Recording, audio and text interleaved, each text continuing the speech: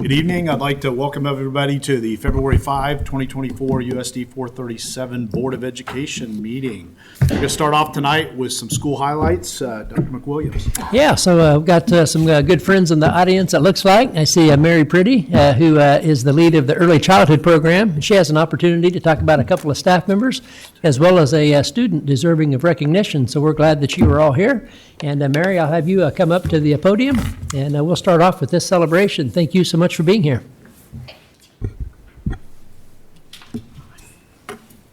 Okay, thank you for giving us the opportunity to recognize our staff and students who are going above and beyond.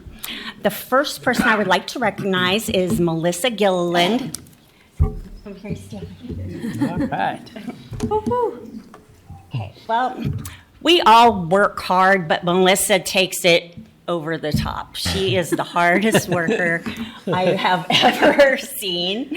And she's very purposeful in how she spends her time, whether she's working with a student or planning or doing paperwork. She's just very careful to get the most out of the time that she has at school. As you know, we're having a lot of growth and changes in the early childhood program. And Melissa's been so helpful so far in just thinking through things. She's not afraid to think outside the box. She's not afraid to bring up ideas. And she's also able to see potential difficulties that might come up and come up with solutions for those. All of the staff love to work with her. All her parents love her. All the students love her too, of course. She really tries to design her speech therapy sessions with the classroom in mind. So if the classroom is talking about a specific letter this week, then she tries to design around that. She also has to make things fit into each classroom, because when she sees kids in the classroom, she's got to do something that fits in and does not disrupt or, make a fuss in there. So she's awesome with that. She's very much a lifelong learner. She's always, well, I was looking into this a little bit and I saw this or I found this, which is so neat that she takes that initiative and then shares it with everyone else. And one of the things I appreciate the most about her is she is so steadfast in doing what's best for kids. That is her number one commitment. And we can think we have a problem completely solved, and Melissa is the one who will say, this isn't right. I can't do this. This is not going to be right for the kids I'm seeing. And to honestly be able to say that, you really welcome that as a staff. So Melissa, congratulations. All right.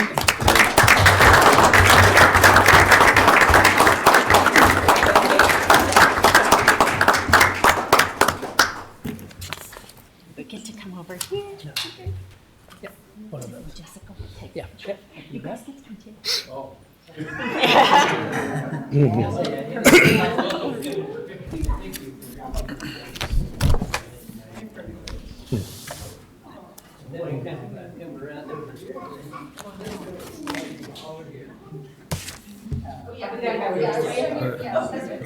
We've changed it. Need to put X's on the floor. Yeah. Perfect. Okay, 1, 2, 3. Perfect. Thank you.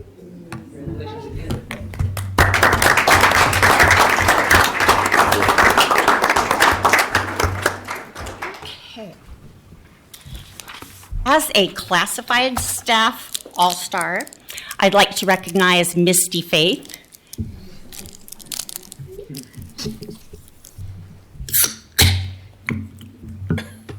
Misty is a paraprofessional. She's currently working in the early childhood classroom at Wanamaker Elementary. She's worked for the district for 18 years, 7 of those, 18? About 12, 11 and 12. That's not what Renee told me when I talked to her. I thought she'd be a reliable source. But, so she started with Michelle South at Auburn Elementary. And then she and one of her coworkers had this deal going. When her coworker completed college and was a licensed teacher, then Misty was going to go be the para and work in her classroom. And that's exactly what they did. It was the most beautiful thing ever. These are some of the things that when I talked to her supervising teacher, these are some of the things we agreed on that Misty is outstanding. She's flexible with changes during the day, willing to learn new techniques and implement plans on the fly, which everything in preschool is on the fly, really basically. Very good at that. When the team's looking for new ideas for classroom projects, behavior management, or class routines, she's very willing to share. She will take on any behavior. And in fact, I've noticed sometimes if we have a kid who's really, really struggling, Misty will be the one that's one-on-one with that student, helping them really work through that. She's kind and caring to all the students, of course. And among the staff, she's definitely a leader. And she can differentiate for the students. We have everything under the sun, and she can make it fit for any kid in the classroom. And she is willing to ask questions in the moment, or before, or after, just because she wants to be clear on what she's going to do. And she's one who is super great about following the policies and procedures. So if a student has a behavior plan, it says we're going to do this, we're going to do that. Misty's on it. We know that. And the most important thing in preschool, she is not afraid of messes. So, Misty, we appreciate you.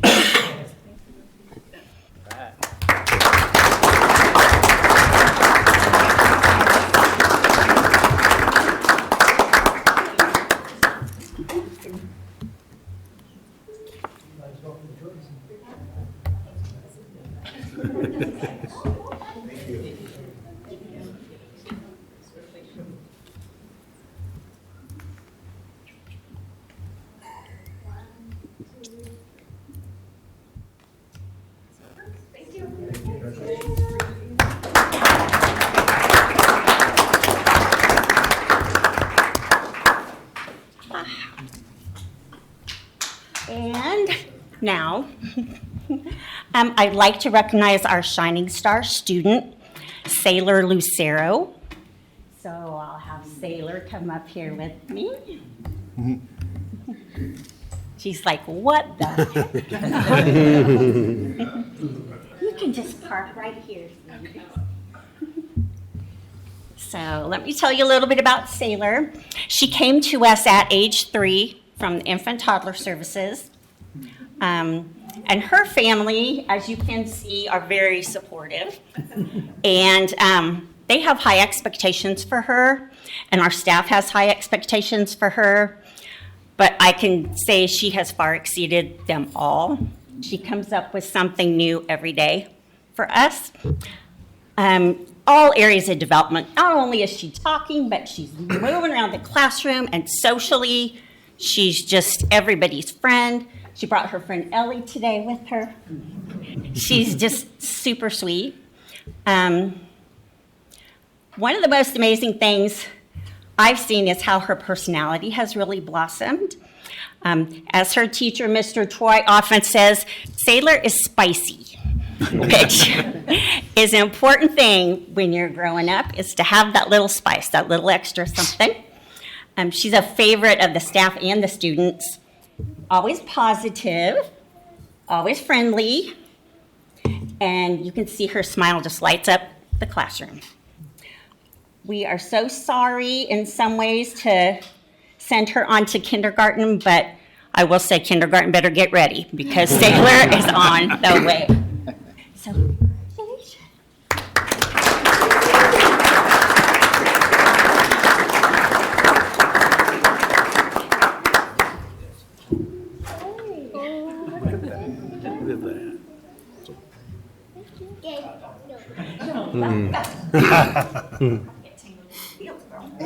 Andy and all are welcome to come up and join the picture if you like. Don't be shy. Absolutely. Really? Oh, wow, that's awesome. Do you want me to take a picture with your phone? I'd be happy to. Thank you so much. Absolutely.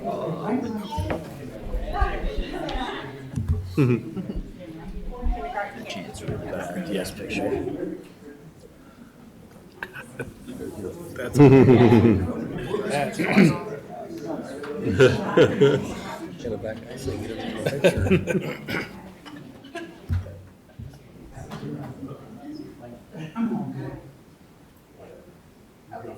Okay.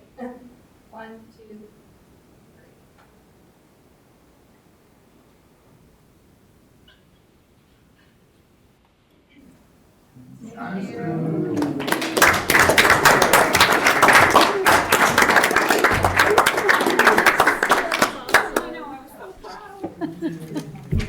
It's got your personality.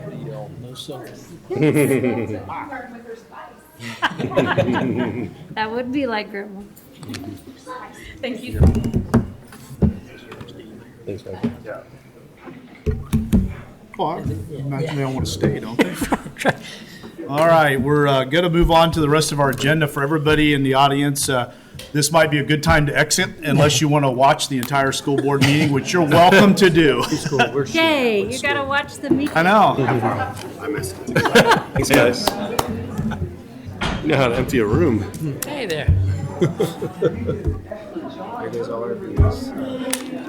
This is how Scott's friends treat him all the time. Brian, you know how to Okay. clear a room. Roll and leave. I know. All right, back to business, everybody. I'm going to roll call. It looks like all are present, but Mr. Wald. Thank you. And now on to 2.02, approval of the agenda. I would request a motion. I move approval of the agenda. Second. A motion to approve the agenda in a second. All in favor? Motion passes 6-0. We're now down to disposition of business by consent. Do we have a motion? I move approval of disposition of business by consent. Total payment of bills in the amount of $5,081,408.96. Second. We have a motion and a second to approve all the disposition of business by consent. All in favor? Motion passes 6-0. Down to administrative reports 4.01 middle school 2 update. Yeah, the purpose of this on the agenda is to keep you in the communication loop. You are aware that at the end of January, we submitted sent out a link to all members of our school community in regards to potential names for middle school 2, talking about the name, the mascot, as well as the colors. Thus far, as we're sitting tonight on February 5th, we've had over 200 responses, folks creating suggestions. So nice turnout so far. There is going to be a committee meeting, the first one of 3 meetings that have been scheduled, and that's going to take place tomorrow at Indian Hills. And so just as a quick summary, Jessica has been watching the results as they come in. And so in summary, and again, we're not anywhere near making recommendations at this point, as far as the school name, the word that has surfaced the most frequently out of those 200 responses is the term Washburn.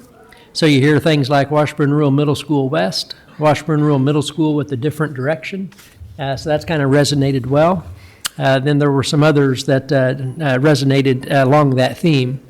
We've also picked up the word Auburn about 49 times out of over 200 responses. Auburn Middle School, Auburn Rural Middle School, Auburn-Washburn Middle School. So the term Auburn has resonated favorably with some folks. And then the next term that surfaced, and this is kind of a distant third thus far, is the term Sherwood. And so examples of that could be Sherwood Middle School, Sherwood Forest, and then there were some other iterations of that particular term. And then there were a bunch of just one-offs that surfaced as well. So that's how it's looking so far on the school name.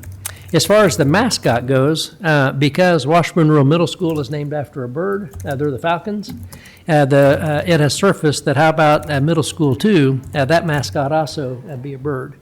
And so the bird that surfaced the most frequently thus far are the hawks. Nice. Yeah, about 23. And then eagles is number 2, and owls, they're in number 3 right now, just based on early feedback. And then the color that has surfaced the most frequently is the color blue. Thus far, it's about 98 times. Now, some folks are descriptive. They said Carolina blue, or dark blue, or royal blue. But Jessica just did a search with the words. So blue surfaced about 98 times. And then a complement to blue could possibly be a gold or a yellow. That surfaced about 82 times. And then the color white was 57 times. So this is just some feedback based on survey data this far. Again, not at the board level in a position to have any kind of recommendations coming your way or that short list until the month of April. But this is how things are trending, at least right out of the gate. So I want to keep you in the communication loop. And also, Jessica is going to send this link to you, so then you have access to it moving forward. And so it's only been a week. We've had over 200 responses thus far. And once again, the first committee meeting is going to take place tomorrow night at Indian Hills at 6 o'clock. So, any feedback or questions on the early results of the survey? The Hawk sounds like awful. I saw your eyes light up a little bit over there. Those were all open-ended questions, right? Correct. It was just, okay. Yeah, there was no drop down, so this is just Crimson what and blue surfaced. or anything Yeah. like that? Lavender. All right, anything else? If not, we'll move on to 4.02, non-resident student update. Okay, Patrick, let's start off with the PowerPoint presentation. And so just a couple of slides to remind the board and anybody that's watching the timeline we'll be going through defining capacity, which is the next slide, Patrick. So as a Board of Education, you're aware of this. There is a new law that is in place moving in the 24-25 school year. As a Board of Education, you've already approved two policies related to enrollment. The first one is for in-district enrollment, and then the second policy is for non-residents. And this new law applies to non-resident students.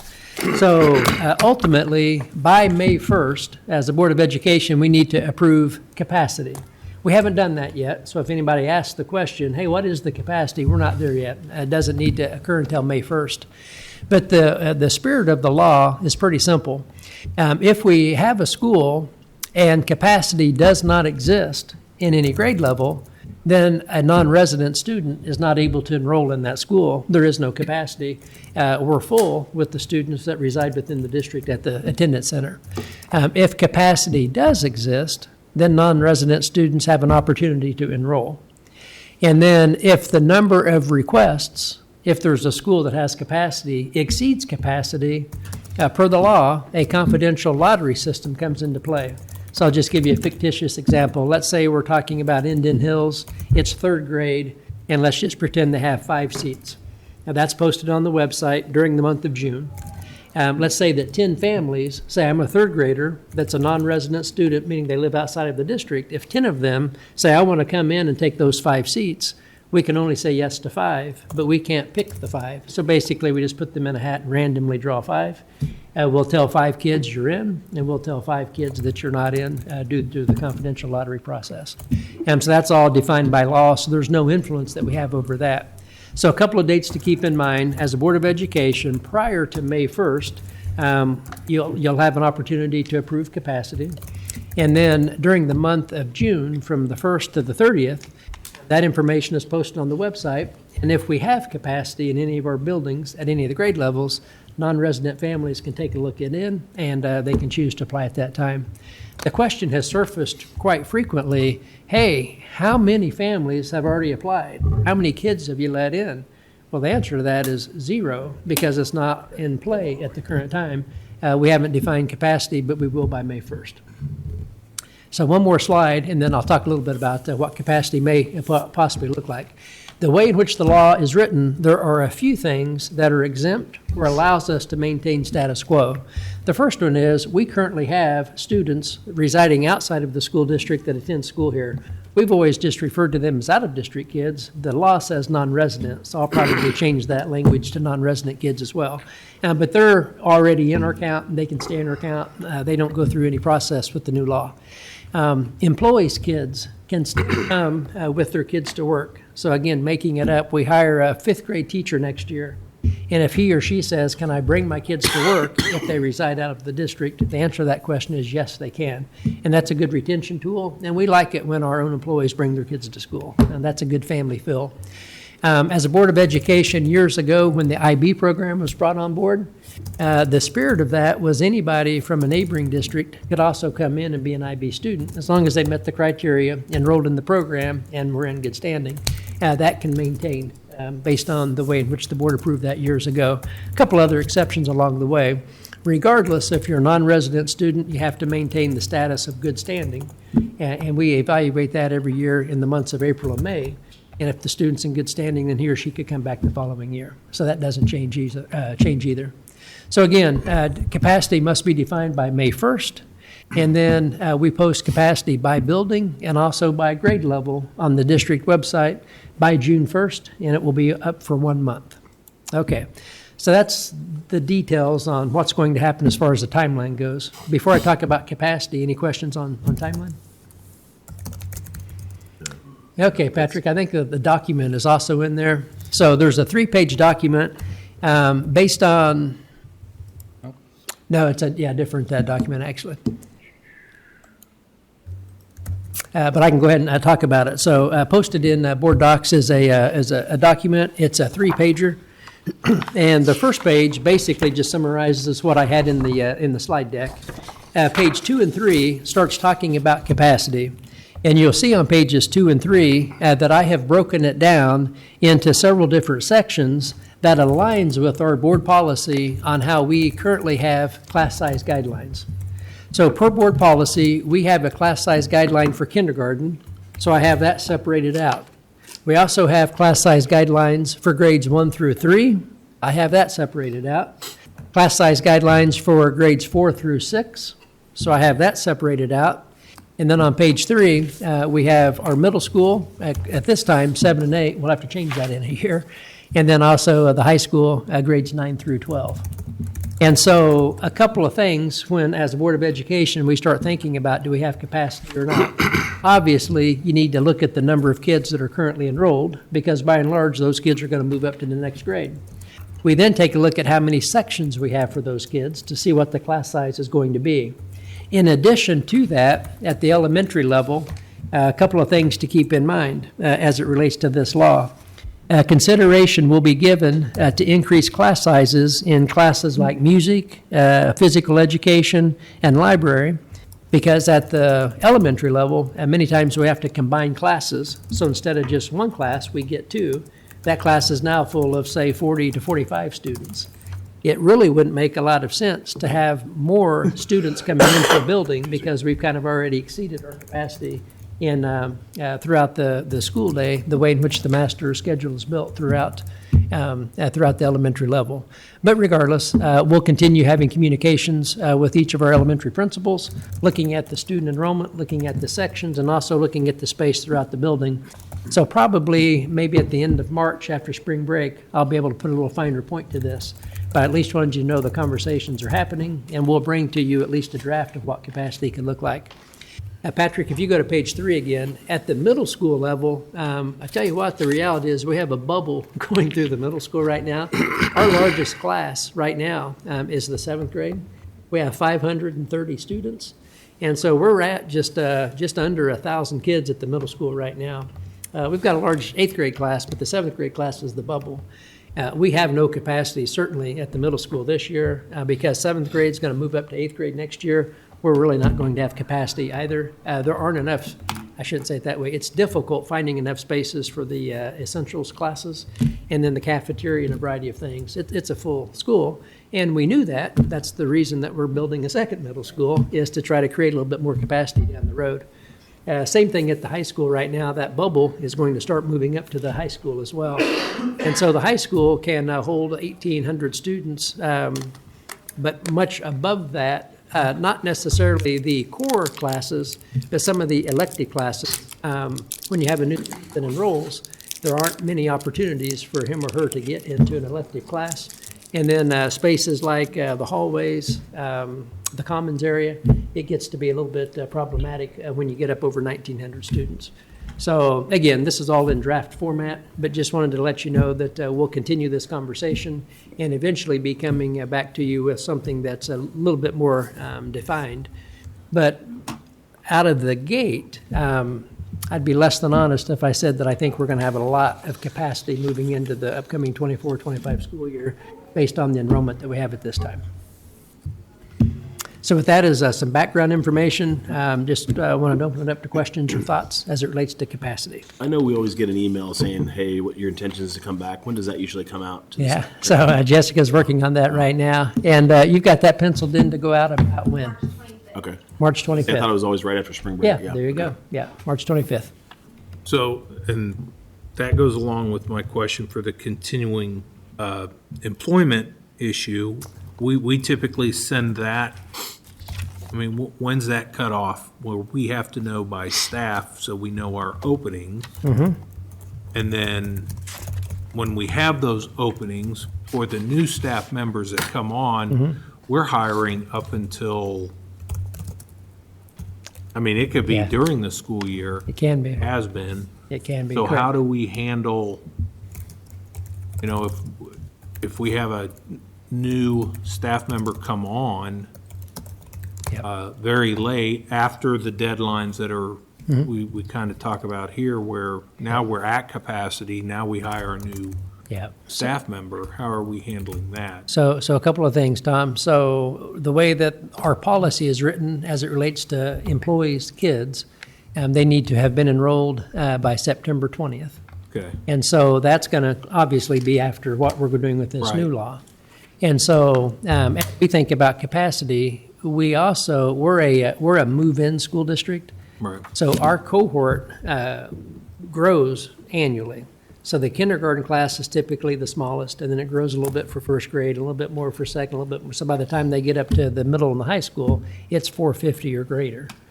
And so we've got a little bit of cushion added in the way in which we're going to define capacity, because we don't want to your point, every single section of every grade level busting at the seam to where it can't take one more student. Because through the summertime, even after the month of June, we get a lot of people coming in July and August saying, I just moved into the area, and what school am I going to go to? So we have to save a little cushion, and I think that little cushion could apply to those later hires that we have that have their own kids that want to come on board as well.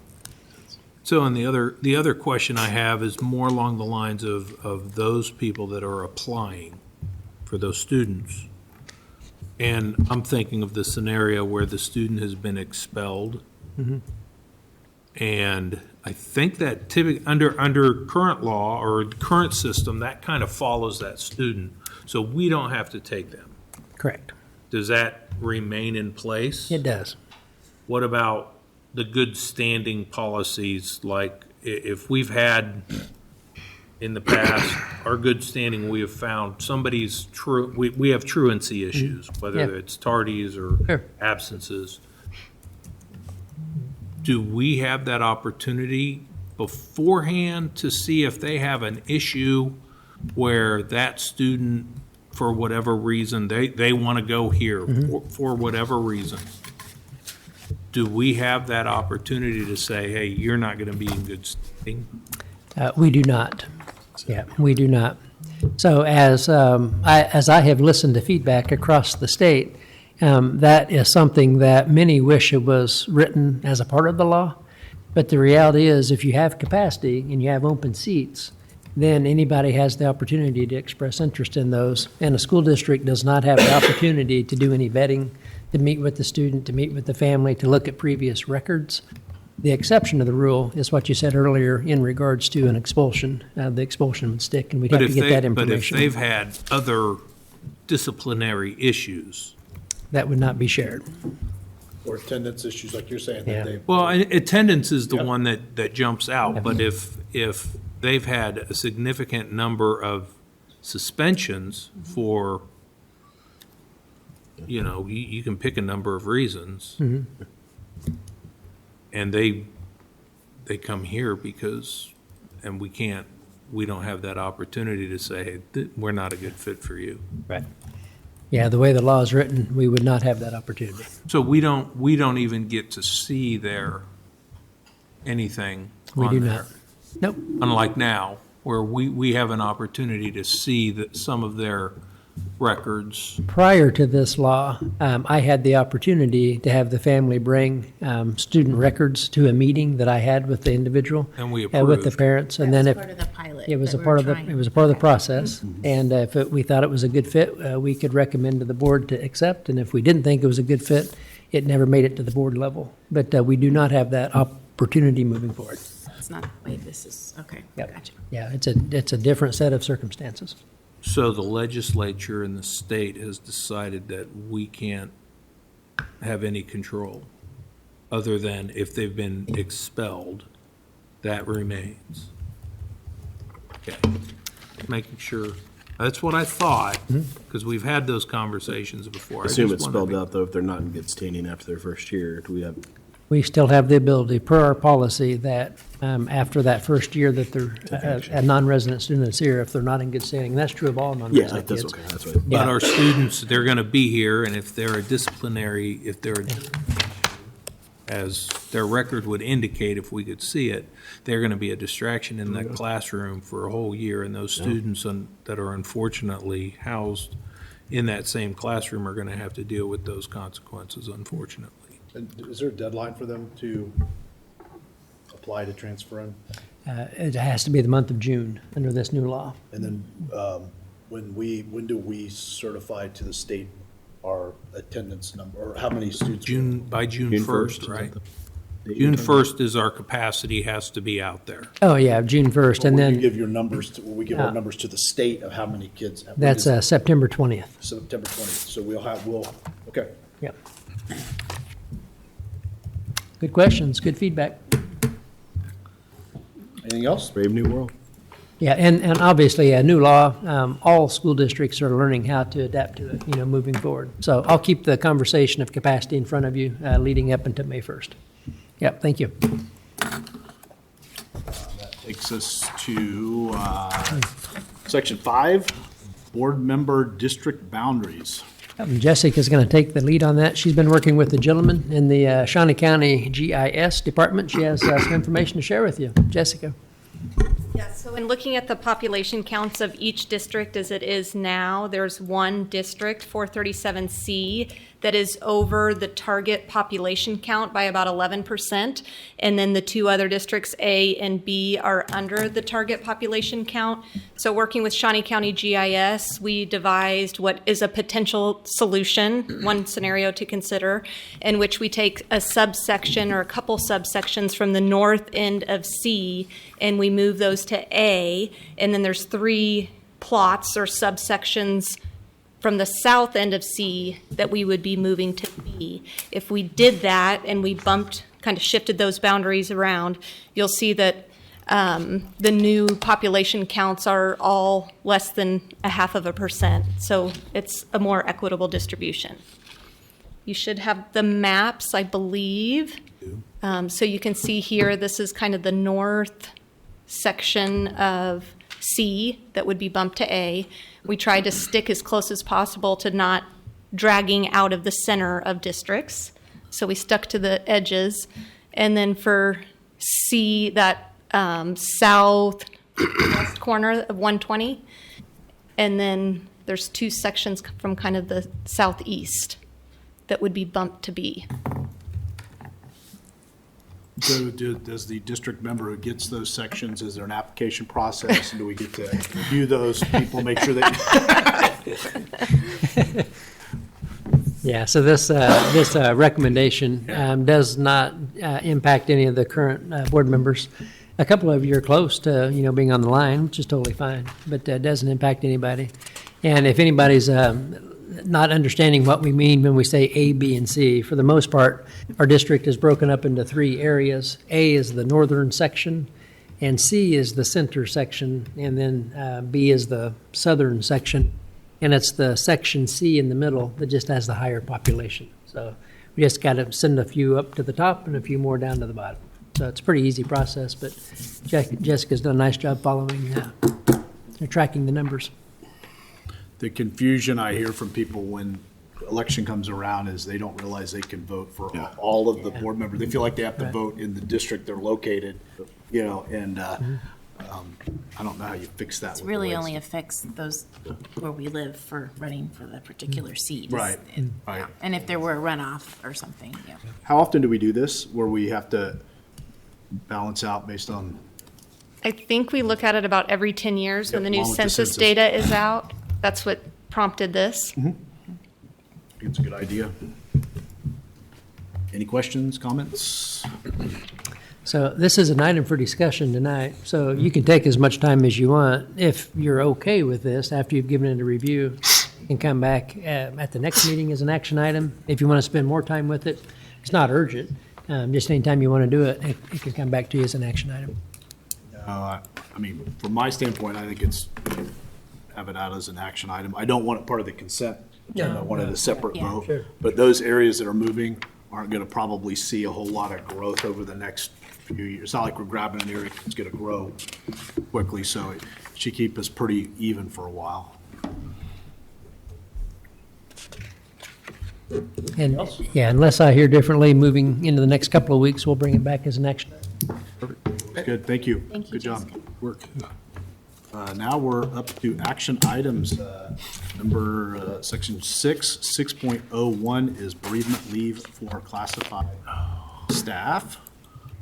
Yeah, so I talked about this at the last board meeting, presented the information about this. I have not received any additional feedback or questions since. Well, I would move that the Board of Education approve bereavement leave for classified staff as presented on January 22nd, 20. Second. We have a motion and a second to approve item 6.01 bereavement leave for classified staff. All in favor? Motion passes 6-0. 6.02, the 2024-2025 course fees. Yeah, so thanks for the conversation that we had at the last board meeting. So based on the feedback, we have removed the proposed fee of unified sports of $25. The rest of the fees we left as they were discussed. I thought based on the feedback, it might be in our best interest moving forward to not have the unified sports fee. So that's what you see written there. And so the action, if you choose to take it tonight, it says as modified, and that's the one modification. On that document that's included in BoardDocs, where that fee was, it has been struck out. So I wanted to make it clear that it's not a part of the action item this evening. Any questions, comments? I have a question. Will we revisit that fee? Is that the plan to talk about it again at a later date? Because didn't we have some questions that we were, Yeah, we can, and we're also in a situation that we can continue to do what we're doing for the foreseeable future. If as a Board of Education, you want the fee to come back, that's fine. If you have other questions related to the fee, be happy to get those answers and bring them back as well. So from a timing standpoint, at least moving into the 24-25 school year, from our side, we're totally fine. But yeah, that's not to say that we can't keep the conversation going. okay. Yep. All right, thank you. Scott, is athletic admission fee in here for admissions and? It is, yeah, it is, Why yeah. am I not seeing it? Where is it at? It Maybe wasn't not. on the chart, it was written out.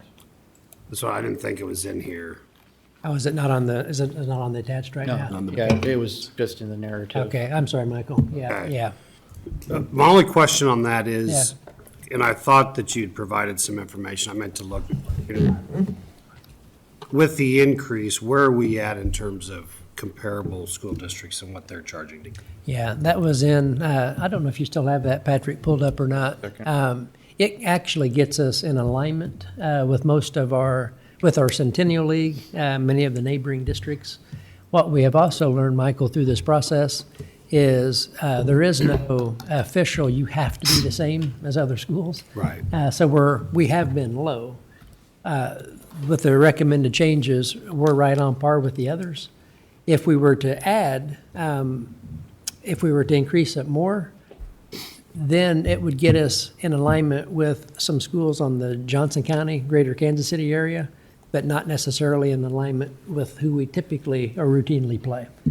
So, So you're telling me that, if I remember right, the increase took us to 7 and 5 or Yeah, something like that? yep. That's where everybody, yeah, that puts us comparable. That wouldn't generate any frustration as people come to our home events. That would be pretty much in alignment.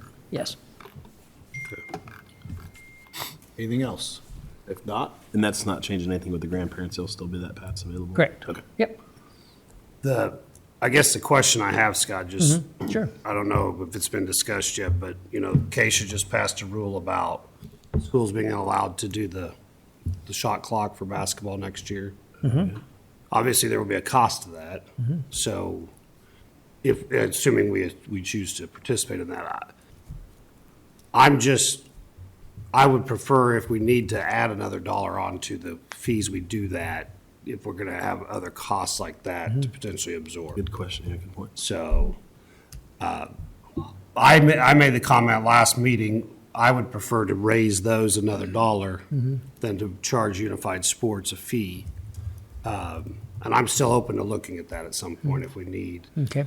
Because I think it's important that, Yeah. we look at those things that are going to be athletic fees, that additional costs for athletics. Yeah, no, I agree with you. And again, to Tom's point, to continue the conversation on unified sports down the road is fine. Michael, as far as the cost to get in, athletic fees, we can continue. I think we're going to be okay for 24, 25, as it's been presented. But it's good to know that both of those items can continue to have the conversation as need be. I just don't want cost to be a Yeah. hindrance to shot clock Yeah. potential. No, I'm with you. Yep. if not, if there's other questions, I'd entertain a motion. I'll move that the Board of Education approve the 2024-25 course fees as modified following our discussion at the last board meeting. Second. A motion and a second to approve item 6.02, the 2024-2025 course fees. All in favor? Motion passes 6-0. Do we have any communications? Not this evening. Okay, at this time, the chair would move that we go into executive session for, I'll let you do that, for 15 minutes to discuss personnel matters pursuant to the exception of non-elected personnel under COMA, to discuss budget pursuant to the exception for employer-employee negotiations under COMA. The open meeting will resume in the board room at, well, I'm going to be generous, we'll give it to you till, and we'll come back in at 7:30. Second. All in favor? We are in executive session. Back in open. Move we adjourn. After executive session, I've got a motion to adjourn. Second. All in favor? Motion passes. We're adjourned.